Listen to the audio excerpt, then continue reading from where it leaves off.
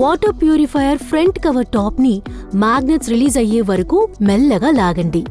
Cable ని తీయడానికి కావలసినంత చోటు ఉండాలి.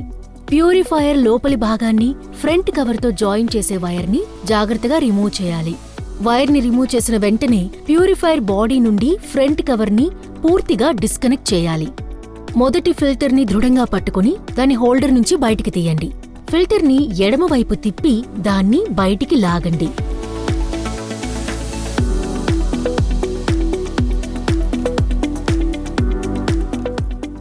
యారోస్ ఎక్కడున్నాయో చూసి కొత్త ఫిల్టర్ ని అమర్చండి. యారో ఎడమవైపు ఉండాలి. ఫిల్టర్ ని కుడివైపు తిప్పాలి. ఫిల్టర్ పాయింట్స్ లో ఉండే యారో, హౌసింగ్ లో ఉండే యారో ఒకే వరుసలో ఉండేట్టు చూసుకోండి. కొత్త ఫిల్టర్ ని పుష్ చేసి లాక్ చేయండి.